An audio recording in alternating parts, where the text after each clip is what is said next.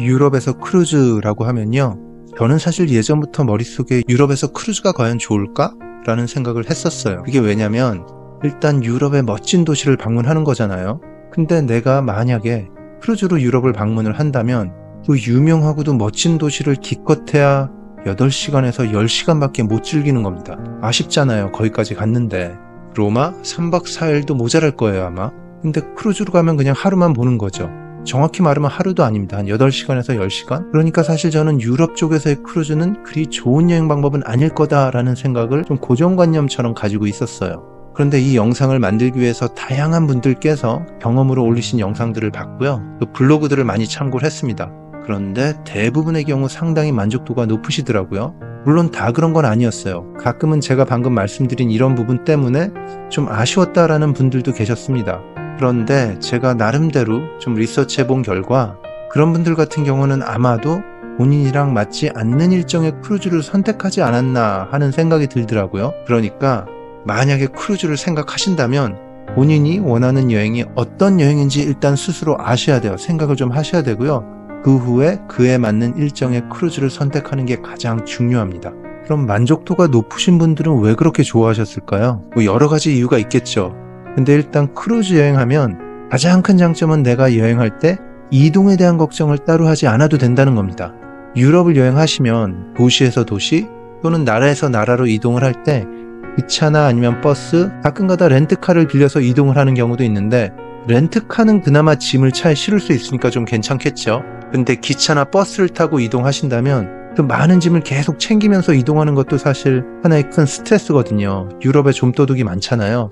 항상 신경 쓰시면서 다녀야 됩니다. 그런데 크루즈 같은 경우는 일단 배 안에 들어가기만 한다면 이런 걱정은 없는 거죠.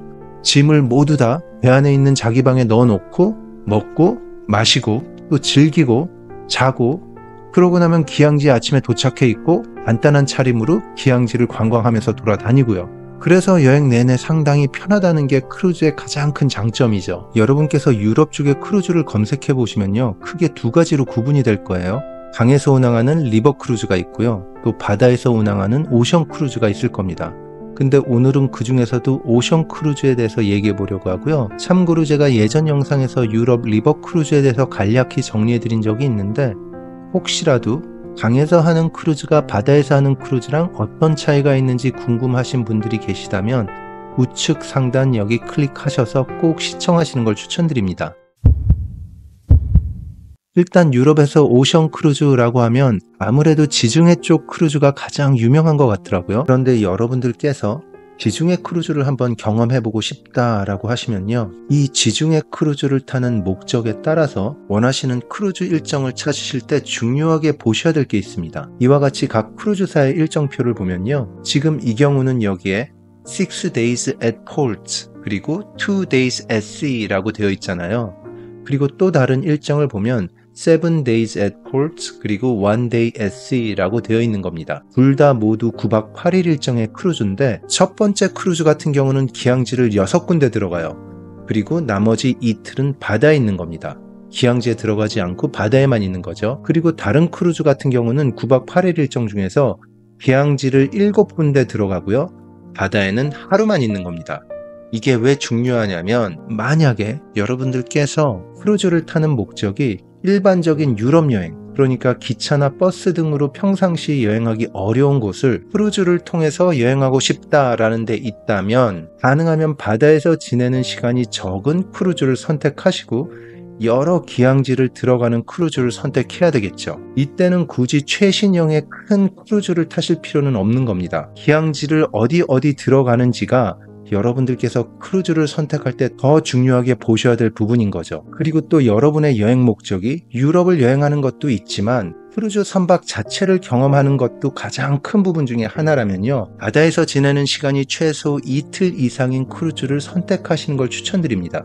기항지를 관광하는 일정이 너무 많은 크루즈 선박 같은 경우는요, 크루즈 선박 자체를 즐길 시간이 별로 없습니다. 결국 크루즈 선박의 다양한 레크리에이션, 레스토랑 그리고 쇼를 즐기시려면 기항지에 들어가지 않고 바다에 있는 날이 많아야 제대로 즐기실 수 있는 거죠. 꼭 이걸 염두에 두시면서 본인이 원하시는 일정의 크루즈를 선택하셔야 됩니다. 어떤 분들은 이 지중해 크루즈 같은 경우는 작은 크루즈 선박을 선호하시는 분들도 계세요. 이게 왜 그러냐면 큰 크루즈 선박이 가지 못하는 좀 특별한 기항지까지 작은 선박은 갈 수 있거든요. 그렇기 때문에 일부러 그런 멋진 도시를 가기 위해서 작은 크루즈 선박을 선호하시는 분들도 계십니다. 이 중에로 여러분들이 크루즈를 계획하시면 언제 가는 게 가장 좋을까요? 당연히 지중해 크루즈도 성수기는 7월, 8월 이때입니다. 근데 이때 가시게 되면 일단 너무 더워요. 그리고 또 하나 더 큰 문제가 있는데 사람이 너무 많습니다. 사람들한테 치여가지고 여러분들께서 생각하시는 편한 관광이 될 수 있을지 모르겠어요. 그래서 가능하면 이때는 추천드리지 않고요. 뭐 어쩔 수 없이 이때밖에 시간이 안 되시는 분들이야 이때 가야 되지만 다른 때 시간이 되신다면 5월 아니면 9월 정도를 추천드리고요. 날씨도 7월, 8월에 비해서는 덥지 않고요. 그리고 또 사람이 일단 없다는 게 가장 큰 장점이죠. 그리고 만약 이때가 아니라면 6월 초에서 중순 그리고 10월도 차선이 될 수는 있습니다. 그럼 이제 여러분은 지중해 크루즈를 하기로 결정하신 거예요. 가장 먼저 선택하셔야 될 게 있죠. 동지중해 크루즈를 할지 아니면 서지중해 크루즈를 할지 이걸 결정해야 됩니다. 여기 지도를 보시는 것처럼 이태리를 중심으로 해서 이태리랑 그 동쪽 이걸 동지중해라고 하고 이태리랑 서쪽은 서지중해 크루즈로 구분이 돼요. 이처럼 일단 이태리 같은 경우는 동지중해 또 서지중해의 경계로 간주되면서 대부분 양쪽 모두에 속할 수가 있습니다. 결국 서지중해 크루즈 같은 경우는 스페인, 모나코, 프랑스의 도시와 섬이 포함되어 있고요. 가끔씩은 포르투갈 그리고 대서양에 있는 스페인의 카나리나 제도 역시 여기에 포함되는 경우도 있습니다. 동지중해 크루즈 같은 경우는 이태리, 크로아티아, 그리스, 터키가 대표적이고요. 또 일부의 몰타랑 알마니아 그리고 몬테네그로까지 들어가는 경우도 있고요. 이렇게 나라만 봐서는 사실 이태리, 스페인, 모나코가 섞인 서지중해가 더 좋아 보일 수 있을 것 같지만 꼭 그렇지는 않습니다. 이 둘의 차이를 크게 이렇게 얘기하더라고요. 동지중해 크루즈가 좀 더 고대 문명에 중점을 두고 있다고 합니다. 그러니까 그리스랑 터키가 일정에 포함이 되잖아요. 터키 하면 여러분이 현재 이제 생각이 되는 게 이슬람 문화 쪽만 생각하실 수가 있지만 상당히 많은 현재 터키의 땅들이 고대 그리스의 땅이었어요. 그렇기 때문에 그리스 고대 유적들을 보고 싶으시면 그리스 말고도 터키 쪽에도 상당히 많은 유적이 있는 도시들이 많이 있습니다. 반면에 서지중해가 있는 도시 같은 경우는 동지중해 쪽에 있는 도시보다는 좀 더 정교하고 아름답다고 표현을 하더라고요. 그리고 해변 같은 경우는 서지중해 쪽의 해변은 대부분 자갈 해변이에요. 이에 반해서 동지중해 쪽에 있는 해변은 아름다운 모래 해변이 많고요. 세계 최고의 해변도 몇 군데 있다고 하더라고요. 그리고 또 하나 많은 경우에 동지중해 크루즈 같은 경우는 서지중해 크루즈 선박에 비해서 배가 좀 작은 경향이 있다고 합니다. 이게 왜 그러냐면 대표적인 동지중해 크루즈의 기항지 중에서 예를 들어서 베니스도 여기에 들어가고요. 이런 도시들은 큰 크루즈 선박의 기항을 허가하지 않다고 해요. 그렇기 때문에 배가 좀 작은 경우가 있는데 배가 작은 게 결코 단점이 되지는 않을 수 있으니까 꼭 한번 생각해 보시고 결정하시는 걸 추천드립니다. 자, 그럼 대략적으로 서지중해 크루즈랑 동지중해 크루즈의 차이를 이제 조금은 아셨을 거예요. 그러면 이제 여러분들한테 크루즈를 선택하실 때 꼭 아셔서 좀 도움이 될 만한 부분들을 알려드리겠습니다. 대표적인 출항이랑 입항을 하는 항구 도시로는요, 로마, 베니스, 아테네, 바르셀로나가 있어요. 다들 잘 아실 거예요. 상당히 큰 도시들이죠. 그런데 이 중에서 실제로 출항, 입항을 하는 도시는 사실 딱 한 군데입니다. 바르셀로나. 여기 한 군데에만 크루즈 선박이 들어가는 거고 아까 말씀드린 로마, 베니스, 아테네 같은 경우는 그 도시에 크루즈 선박이 들어가지 않고 1시간 반에서 아니면 2시간 정도 거리에 있는 다른 작은 도시에서 출항을 하는 거예요. 그러니까 크루즈 선박에서 만들어 놓은 일정을 자세히 보시면요. 로마라고 되어 있지 않고 로마, 치비추바카라고 되어 있을 겁니다. 그리고 베니스, 라베나, 또 아테네, 파라우스라고 되어 있을 거예요. 잘 모르시는 분들께서 이걸 보시면 그냥 뭐 로마로 가나보다 아니면 베니스로 가나보다 라고 생각을 하실 텐데 절대 그렇지 않습니다. 이게 왜 중요하냐면 보통 여러분들께서 기항지나 입항지를 고르실 때요 2-3일 전에 먼저 오셔서 그 도시를 관광한 후에 크루즈 선박을 이용하는 걸 추천드리거든요. 근데 그 도시를 다 관광을 하시고 크루즈 출발하는 작은 도시로 가는 날이 됐어요. 교통편이 생각보다 쉽지 않을 수가 있습니다. 어떤 경우에는 기차를 타고 갈 수 있다고 해서 갔습니다. 그 도시로. 그런데 막상 기차역에 도착을 하니까 기차역부터 크루즈 항구까지 40분을 걸어가야 되는 경우도 있어요. 심지어는.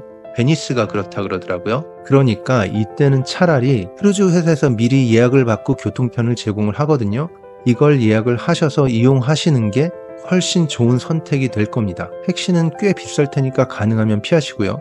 그러니까 내가 입항하는 도시에서 정말로 크루즈 선박이 출발을 하는 건지 아니면 그 출항 도시가 한두 시간 이동해야 되는 거리에 있는 도시인지 미리미리 파악을 해두고 또 교통편을 준비해 두시는 걸 추천드립니다. 방금 말씀드린 이 도시들은 대표적인 크루즈 선박의 출항 도시이기는 해요. 그런데 어떤 크루즈 일정에서는 중간에 있는 기항지로 되어 있는 경우도 있습니다. 저라면 가능하면 이런 도시가 중간에 기항지로 있는 일정의 크루즈는 피할 것 같아요. 보통 지중해 크루즈를 이용하시면 기항지 관광에 주어지는 시간이 대략적으로 8시간에서 10시간 정도라고 생각하시면 되거든요. 그런데 가는 길에 2시간, 오는 길에 2시간, 4시간 벌이죠. 그러니까 멋진 로마 같은 도시를 보는데 여러분들한테 주어진 시간은 단 4시간에서 6시간 정도밖에 못 보시는 거예요. 제가 이렇게 알려드렸음에도 불구하고 만약에 여러분들께서 이런 도시들이 중간 일정에 포함된 크루즈를 선택하시잖아요. 그렇더라면 꼭 크루즈 회사에서 제공하는 귀향지 관광을 이때는 무조건 신청하셔야 됩니다. 특히 이렇게 일정이 타이트할 것 같은 기항지에 크루즈 선박이 들어가면요.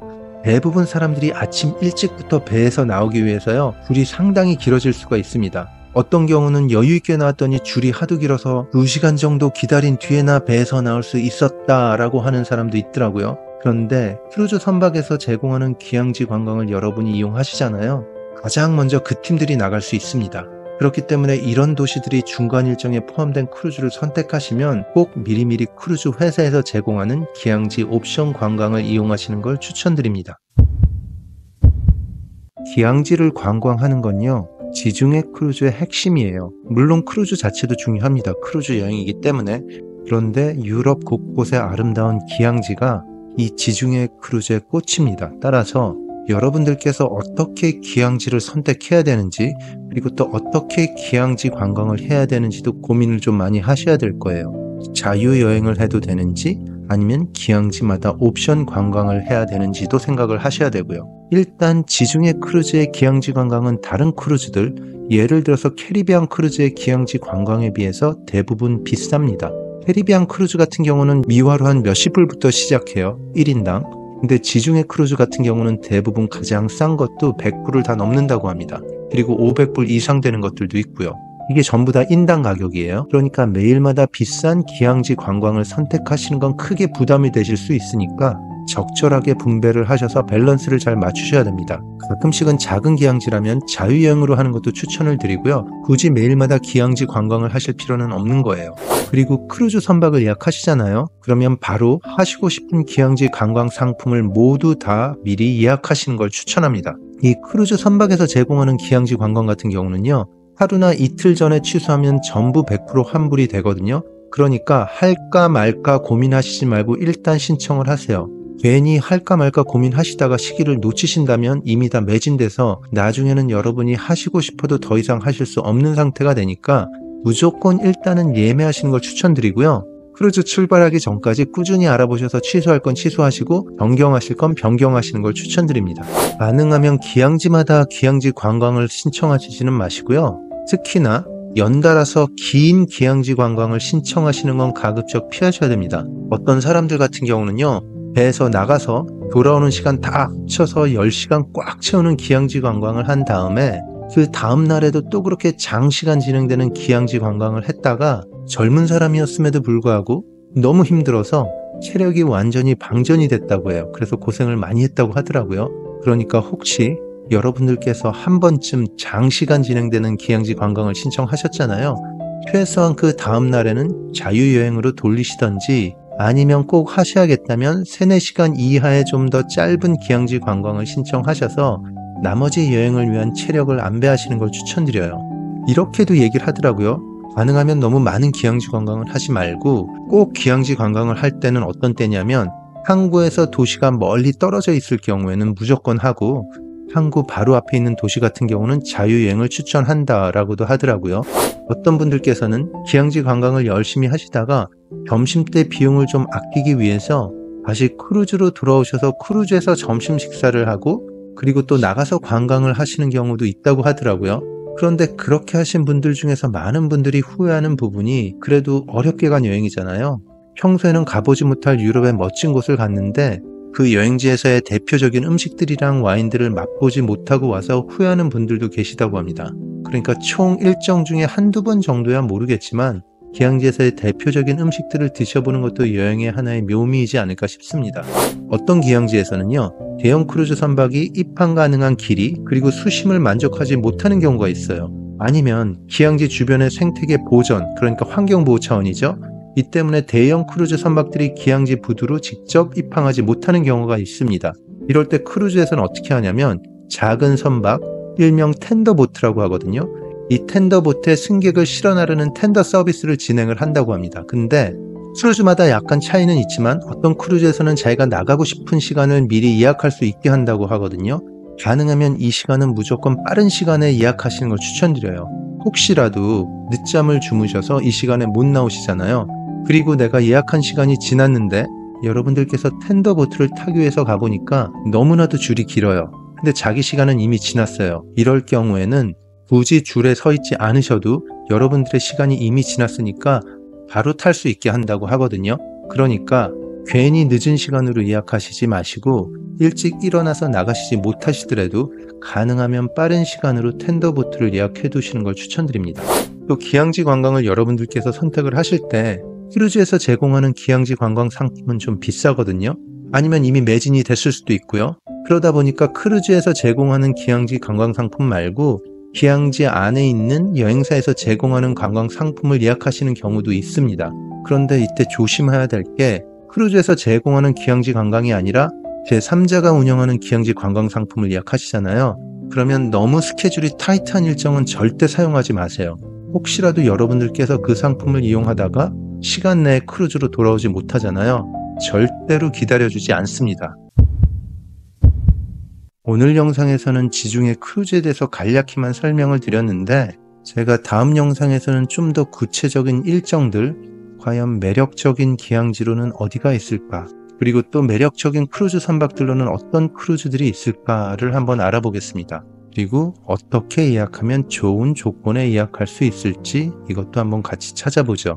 대표적인 크루즈 중에서 알래스카 크루즈가 있습니다. 미국이나 아니면 캐나다 서부에서 시작해서 알래스카 쪽의 빙하를 관광하고 또 멋진 자연을 느끼러 가는 크루즈죠. 그런데 과연 알래스카 크루즈는 지중해 크루즈랑 비슷할까요? 절대 그렇지 않더라고요. 여러분들께서 알래스카 크루즈를 예약하기 전에 꼭 아셔야 될 것들이 있습니다. 이를 제가 자세히 정리해둔 영상이 있는데 혹시라도 아직까지 이 영상을 보시지 않으셨다면 알래스카 크루즈뿐만 아니라 크루즈에 관심이 있는 분들께서는 무조건 보셔야 되는 영상이에요. 여기 가운데 지금 바로 클릭하셔서 보시는 걸 추천드립니다. 오늘 영상 끝까지 시청해 주셔서 감사드리고요. 여러분의 좋아요, 구독 신청, 알람 설정은 저에게 아주 큰 힘이 되고 있습니다. 좋은 여행 되세요. 감사합니다.